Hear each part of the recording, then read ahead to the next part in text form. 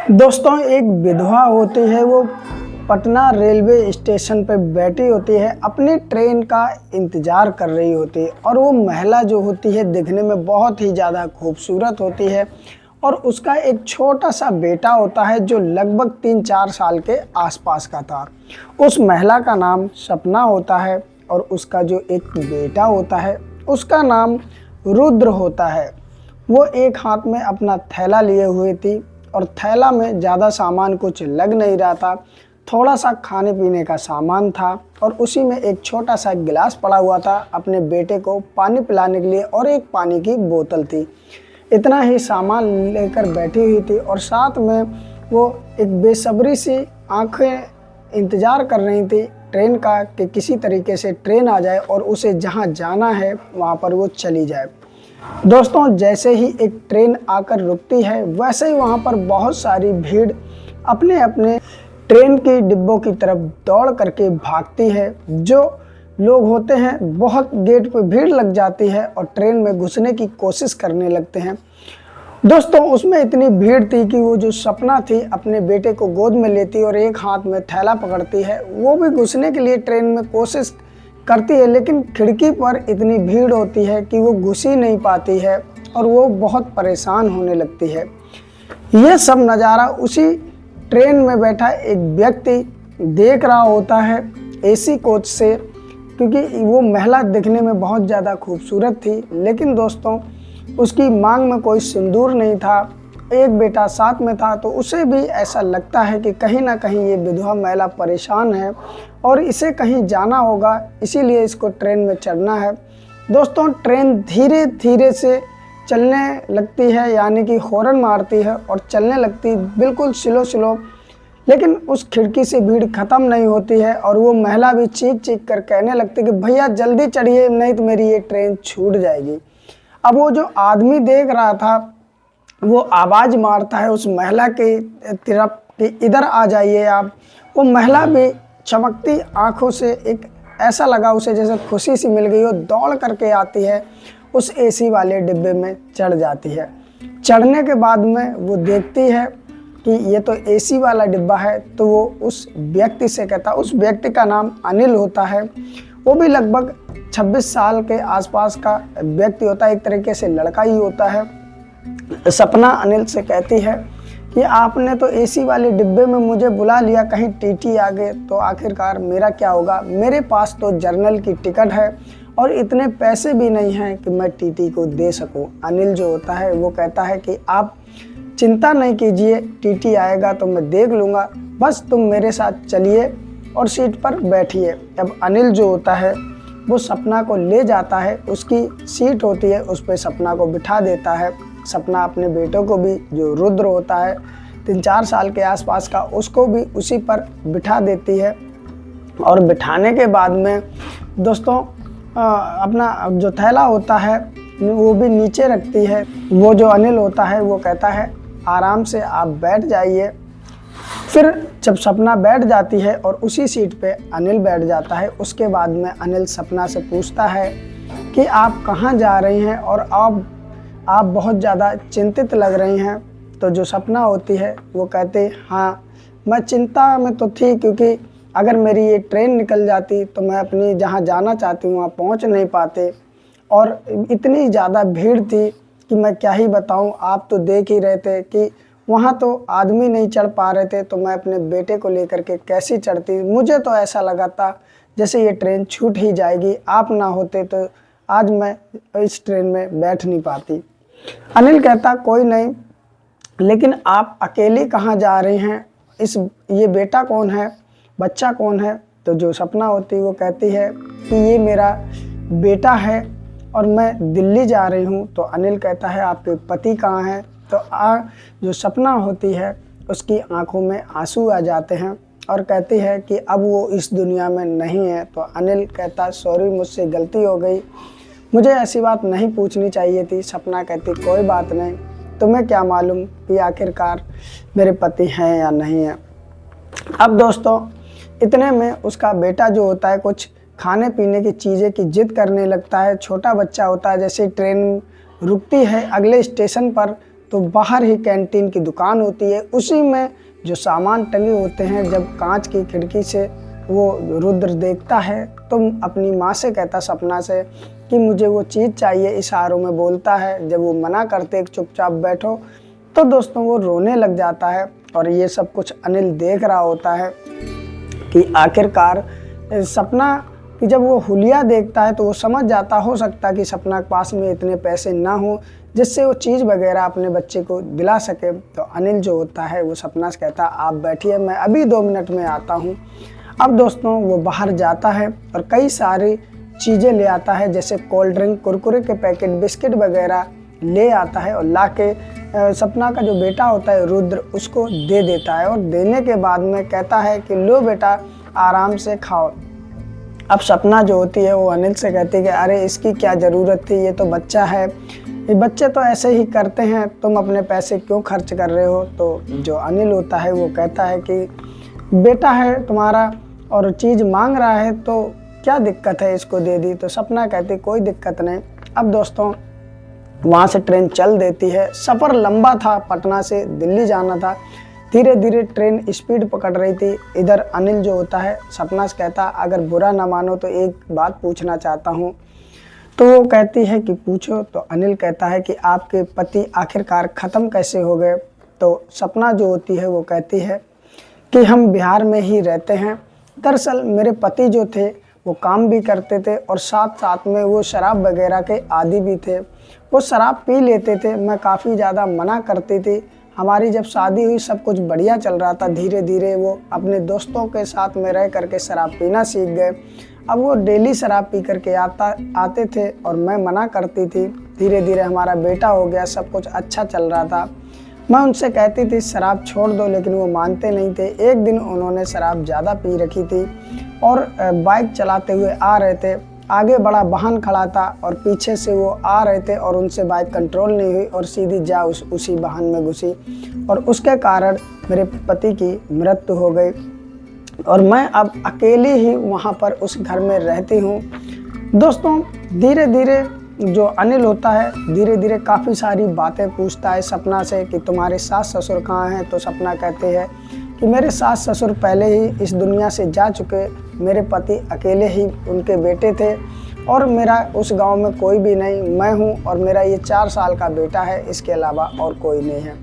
अब दोस्तों होता ऐसा, अनिल भी भावुक सा हो जाता है और अब सपना से कहता है कि अभी तुम्हारी उम्र ही क्या है।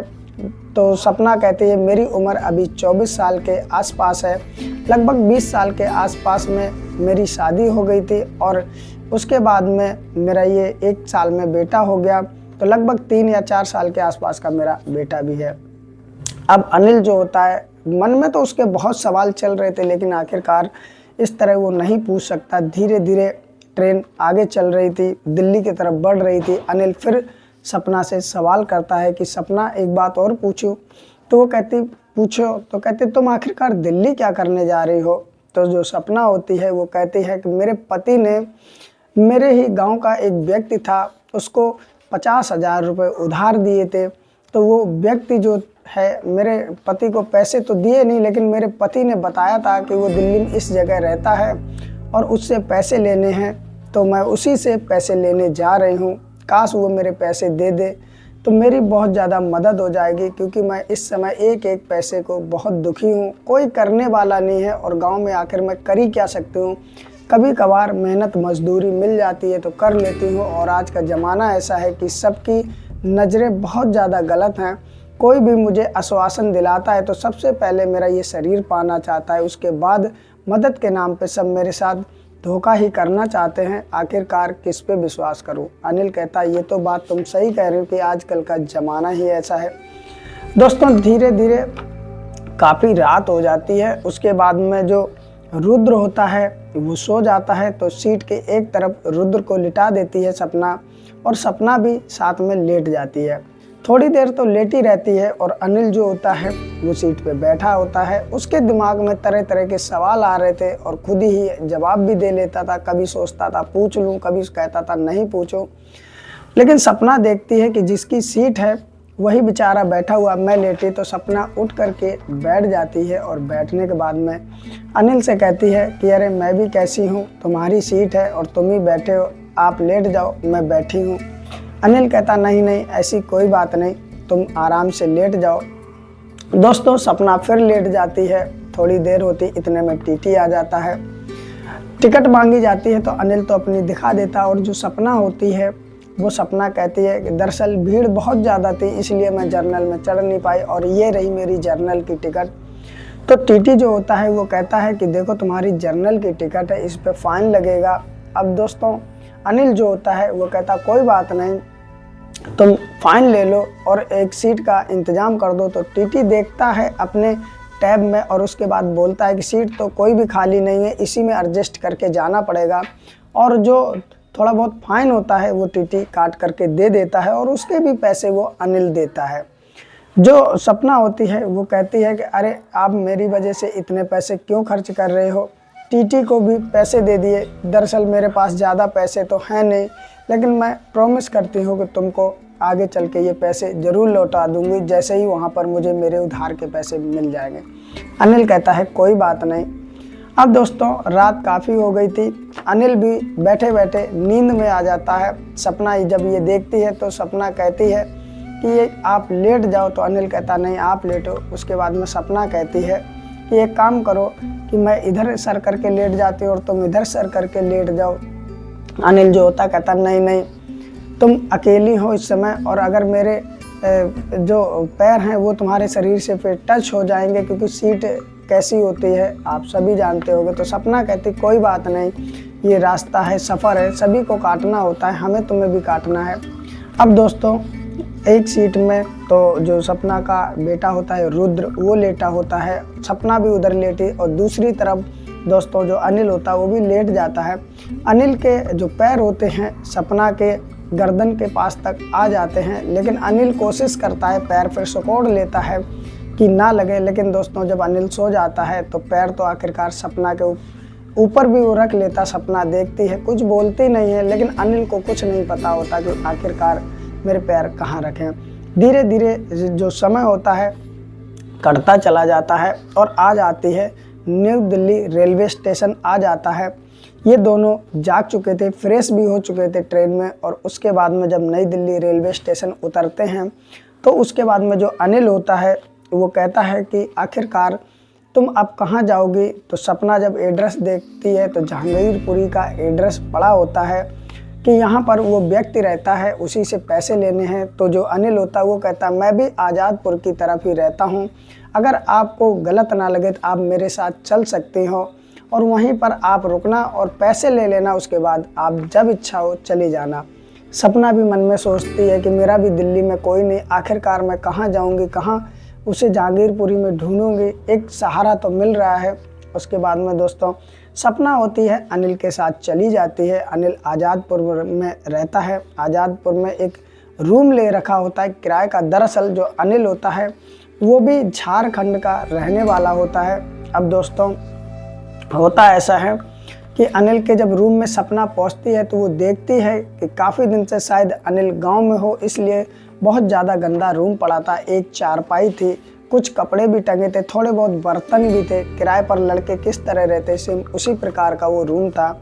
सपना देखती है तो वो उस कमरे की सफाई करने लग जाती है। तो अनिल जो होता है वो कहता है कि अरे अरे तुम ये क्या कर रही हो, मैं खुद साफ कर लूँगा, तुम यहाँ पर आई हो अपना पैसा लेने के लिए और तुम क्या करने लगी। तो सपना जो होती है कहते हैं तुमने बहुत मेरी मदद की, पूरे रास्ते मेरे पैसे भी दिए, मैं क्या इतना भी नहीं कर सकती हूँ। जो सपना होती है वो दोस्तों उस कमरे को 1 घंटे के अंदर बढ़िया से चमका देती है, सारे बर्तन मांज के रख देती है।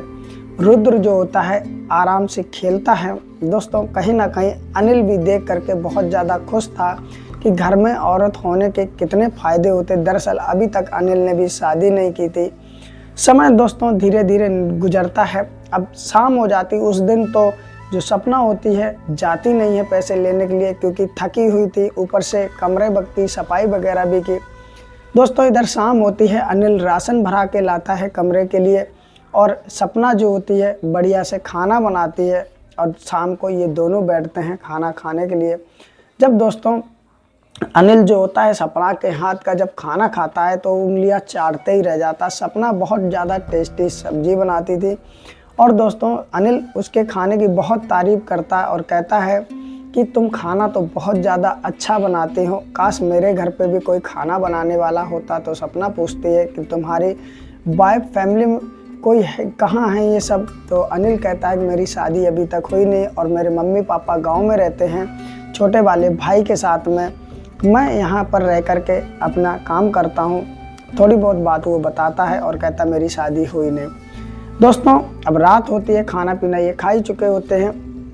अब दोस्तों जब लेटने का नंबर आता तो खाट एक ही होती है। अब सपना जो होती है वो नीचे लेटने के लिए बिस्तर वगैरह कर लेती है। तो जो अनिल होता है वो कहता नहीं नहीं, तुम मेरे कमरे पे मेहमान हो, तुम ऊपर खाट पे लेट जाओ, मैं नीचे लेट जाऊंगा। तो सपना जो होती है वो कहती नहीं, ये अच्छा नहीं लगता है कि जिसका रूम है, जिसका खाट है वही नीचे लेटे और मैं ऊपर, ऐसा नहीं। तो अनिल मानता नहीं, बहुत कहता है कि देखो तुम्हारा छोटा बेटा भी है, तुम ऊपर लेट जाओ। अब दोस्तों जब अनिल नहीं मानता तो सपना जो होती है उसी खाट पे अपने बेटे के साथ में लेट जाती है और जो अनिल होता है वो नीचे अपनी बिछौनियाँ वगैरह बिछा लेता है और उसी पे लेट जाता है। दोस्तों रात थोड़ी थोड़ी बातें इन दोनों के बीच में होती, कहीं ना कहीं अब अनिल और सपना को थोड़ा बहुत लगाव हो जाता है। बातें करते सपना को भी अनिल अपना सा लगने लगता है और अनिल को भी सपना अपनी सी लगने लगती है। दोस्तों धीरे धीरे इनकी रात में ये 12-1 बजे तक जागते हैं और कई सारी बातें अपनी करते हैं। अनिल अपने बारे में बताता है, जो सपना होती है वो अपने बारे में बताती है। अनिल कहता भी है सपना से, थोड़ी उसकी झिझक खुल जाती तो कहता है कि अभी तुम्हारी उम्र ही क्या हुई है, आगे की ज़िंदगी कैसे काटोगी? तो सपना जो होती है आंखों में आंसू लाती है और कहती है कि ऊपर वाला जाने आगे की ज़िंदगी कैसी कटेगी, पता नहीं मेरे नसीब में क्या लिखा हुआ है। इतना अच्छा पति था, बस उसमें शराब की लत लग गई और ऊपर वाले ने वो पति भी छीन लिया। अच्छी खासी मेरी ज़िंदगी चल रही थी, क्या ही बताया जाए आगे मेरी ज़िंदगी में क्या होगा। इस तरह की बहुत सारी बातें होती हैं दोस्तों। उसके बाद अगला दिन होता है। इधर जो सपना होती है वो कहती है कि ठीक है मैं अपने पैसे लेने जा रही हूँ, और जो इधर अनिल होता है वो भी अब अपने काम के लिए जाने के लिए तैयार हो जाता है। अनिल कहता है कि देखो तुम पैसे लेने जाना और उसके बाद में पैसे लेकर के वापस आ जाना, और अपने रूम की जो चाबी ताला होता है वो सपना के हाथ में पकड़ा देता है। कहता मैं तो शाम को आऊँगा लेट, तुम जाना और पैसे लेकर के आ जाना। तो सपना कहती है वैसे भी आपने बहुत मेरे पे मेहरबानी की, मैंने आपको बहुत तकलीफ़ दी और वहाँ से फिर से आ जाऊँ, पैसा लेकर के मैं आ जाऊँगी और तुम्हें फिर तकलीफ़ दूँगी। इससे अच्छा है कि मैं पैसे लेके उधर से उधर ही निकल जाऊँ। कहीं ना कहीं अब इतनी बात सुनते ही अनिल के अंदर से बेचैनी पैदा हो जाती है और वो कहने लगता कि आज का ज़माना ख़राब है, मैं तुम्हें ट्रेन पर बैठा ले आऊँगा। तो सपना कहती नहीं, इतनी ही तकलीफ़ बहुत है जो मैंने तुम्हें दी है और मैं तकलीफ़ तुम्हें देना नहीं चाहती। तो अनिल कहता है इसमें तकलीफ़ की क्या बात है, अपने ही अपनों के काम आते हैं। इतना बात जैसे ही सपना सुनती है, कुछ कहना तो चाहती थी लेकिन वो भी कुछ नहीं कह पाती है। दोस्तों धीरे धीरे समय और गुजरता है। अनिल अपना टिफ़िन लगा करके चला जाता है काम करने के लिए, और इधर जो सपना होती फिर मान जाती है अनिल की बात और ताला लगा करके अपने बेटे को लेकर के वो भी उधार के पैसे लेने चली जाती है। अब दोस्तों होता ऐसा है कि जो सपना होती है जब वहाँ पहुँचती है, जिस व्यक्ति से पैसा लेना होता है उससे एड्रेस को पूछते पूछते पहुँचती है तो वो व्यक्ति तो मिल जाता है और कहता है कि मुझे मेरे पैसे दे दो, मैं बहुत मुसीबत में हूँ, अब तो मेरे पति भी नहीं रहे। तो वो व्यक्ति कहता है कि देखो पैसे तो मैंने तुम्हारे पति से लिए थे लेकिन मेरे पास अभी पैसे नहीं है, इसलिए मैं तुम्हें दे नहीं पाऊँगा। तो सपना कहती है कि भगवान के लिए वो पैसे दे दीजिए, मुझे बहुत ज़रूरत है। तो वो व्यक्ति फिर आंखें दिखाने लगता है, सपना से कहता है कि अगर मैं नहीं दूंगा तो तुम कर भी क्या लोगी, और क्या प्रूफ है कि तुम्हारे पति ने मुझे पैसे दिए थे। सपना के आंखों में आंसू आ जाते और कहती है कि कोई देखे ना देखे ऊपर वाला तो देख रहा है, तुम्हारे मुसीबत में मेरे पति ने काम चलाया, आज मुसीबत मेरे ऊपर है तो तुम्हें मेरी मदद करनी चाहिए, लेकिन तुम मेरे ही पैसे मुझे नहीं दे रहे। तो वो व्यक्ति कहता है देखो इस समय मेरे पास पैसे हैं ही नहीं, आखिरकार मैं कहाँ से दूँ, होंगे तो मैं ज़रूर तुम्हें दे दूंगा। लेकिन दोस्तों जब सपना कहती है 2-4 बात तो वो साफ साफ कहने लगता है कि मेरे पास कोई पैसे नहीं है, मैंने तुम्हारे पति से कोई पैसे नहीं लिए, जाओ जो तुम कर सकना वो कर लेना। अब दोस्तों सपना रोते हुए वहाँ से चली जाती है और सीधे अनिल के कमरे में आ जाती है। अब उसके पास इतने पैसे नहीं थे कि वो वहाँ से अपने गांव भी लौट के जा सके, क्योंकि उसने सोचा था कि थोड़े पैसे जो हैं मेरे पास दिल्ली तक पहुंच जाऊंगे और वहां से थोड़े बहुत तो वो पैसे उधारी के दे ही देगा, जिससे मैं आराम से अपने घर पे आ जाऊंगे। अब सपना जो होती है वो रोती है कमरे में ही अनिल के, और मनी मन में सोचती कैसा ज़माना है आजकल कि कोई किसी की मजबूरी समझता नहीं, सब मजबूरी के फ़ायदा उठाते हैं। अब वो जिसने पैसा लिया वो तो कह रहा है कि मैंने कोई पैसा ही नहीं लिया, जाओ जो कर सकते हो वो कर लेना। दोस्तों ये सोचती रहती है, थोड़ी देर रोती है, फिर चुप हो जाती है और मन में सोचती है आखिरकार अब मैं गांव कैसे जाऊं और अनिल से क्या कहूं, पहले ही टीटी को पैसे अनिल ने दिए थे, उससे दोबारा पैसे मांगते बनते नहीं, आखिरकार मैं उसे जानते नहीं। अब दोस्तों इधर शाम होने को आती है तो सपना सोचती है चलो कोई नहीं, खाना ही बनाते हैं।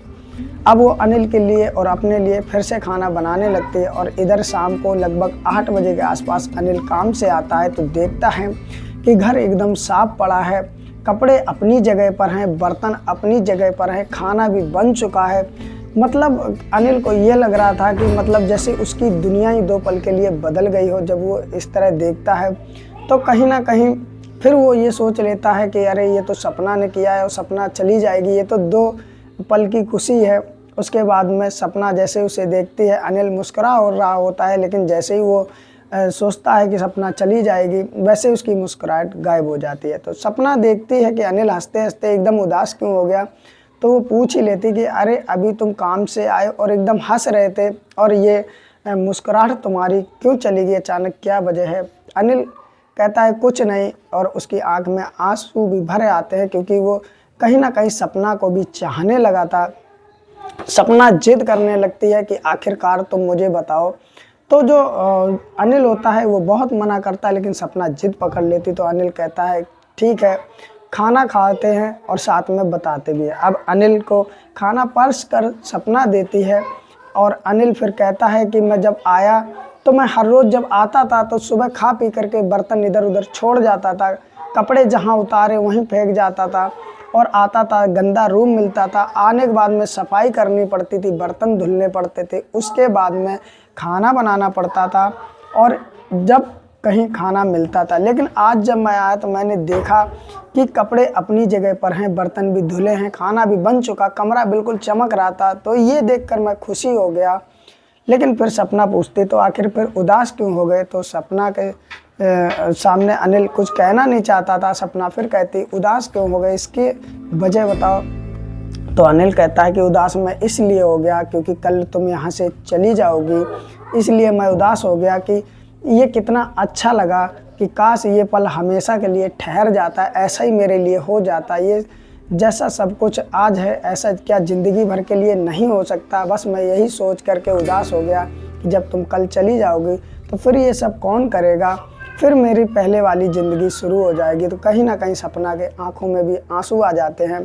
तो अनिल कहता है कि आखिरकार क्या हुआ, तुम क्यों उदास हो, तुम्हारी आंखों से क्यों आंसू आ गए। तो सपना कहती है कि जिससे पैसे लेने थे वो बेईमानी कर गया, वो साफ साफ कहने लगा मेरे पास अभी पैसे नहीं हैं। जब मैंने 2-4 बात सुनाई तो वो साफ साफ कहने लगा मैंने तुम्हारे पति से कोई पैसे ही नहीं लिए, मैं नहीं दूंगा पैसे, जाओ जो तुम्हें करना हो वो कर लो। तो मेरे पास कोई सबूत नहीं है उसके लिए कि मेरे पति ने उसे पैसे दिए, अब नहीं देगा, वो बेईमानी कर गया। तो इसीलिए उदास हूँ कि आखिरकार मेरे पास इतने भी पैसे नहीं हैं कि मैं गांव चली भी जाऊं। अनिल कहता है क्या इसमें रोने की क्या बात है, कोई देखे ना देखे ऊपर वाला तो देखता ही है, उसकी सज़ा ऊपर वाला उसे ज़रूर देगा, लेकिन तुम उदास मत हो, मैं हूँ ना। अब दोस्तों खाना खा पी करके अनिल जो होता है नीचे लेट जाता है, सपना और रुद्र जो होते हैं ऊपर लेट जाते हैं। अब दोस्तों अनिल धीरे स्वर में बोलता है सपना से क्या सच में तुम कल चली जाओगी। सपना एकदम चौंक करके देखती है कि अचानक ये जो अनिल है इस तरह की बातें क्यों करने लगा। तो सपना कहती कि तुम ऐसा क्यों पूछ रहे हो, मुझे तो जाना ही पड़ेगा, आज नहीं तो कल, क्योंकि अब तुम्हारे ऊपर भी कितने दिन मैं बोझ बनकर रह सकते हो। तो जो अनिल होता है वो कहता है तुम बोझ कहाँ हो, तुम तो मेरे घर को स्वर्ग बना दिया 2 दिन में ही, इतनी सफाई कर दी, मेरा इधर उधर बिखरा सामान वो जगह पर मिला, सब कुछ। एक घर को कहते हैं कि बिना औरत के वो घर नहीं होता है, वो सिर्फ मकान होता है। घर तो तभी बनता है जब एक घर में औरत हो। दोस्तों सपना भी कुछ चाह रही थी, कह नहीं पा रही थी। फिर धीरे धीरे समय गुजरता, इनमें बात होती, बात में ये बात इतनी बढ़ जाती कि अनिल, एक समय ऐसा आता है लगभग 12 बजते हैं और 12 बजे ही अनिल बोलता है सपना से कि आज से नया दिन शुरू हुआ, क्या तुम मेरी पत्नी बनकर हमेशा के लिए इस घर में मेरे साथ रह सकती हो। सपना उठकर बैठ जाती है और मन में उसके बहुत सवाल आने लगते हैं और उस कुछ बोल नहीं पाती है। तो शायद अनिल को लगता है कि सपना नाराज़ हो गई। तो वो अनिल कहता है सपना से, मैं माफ़ी चाहता हूँ, मैं नहीं चाहता था तुम्हें नाराज़ करना, ये मेरे दिल में आया ऐसा कि 2 दिन में तुमने घर को स्वर्ग बना दिया, तो मेरी ज़िंदगी में रहोगी तो मेरी ज़िंदगी भी स्वर्ग बन जाएगी। क्योंकि जो अनिल होता है वो जानता है कि सपना का दिल कैसा है, सच्चा दिल है, अच्छा दिल है, उसका भी कोई सहारा नहीं, इसलिए अनिल ने कह दिया। तो अनिल अपनी गलती की माफ़ी भी मांगता है कि तुम्हें बुरा लगा तो मैं माफ़ी चाहता हूँ, बस ऐसे ही दिल में आया तो बोल दिया। सपना जो होती है उसके आँख में आंसू आ जाते हैं। फिर अनिल कहता है कि मैं सॉरी मांगता हूँ इस बात के लिए जो मैंने आपका दिल दिखाया।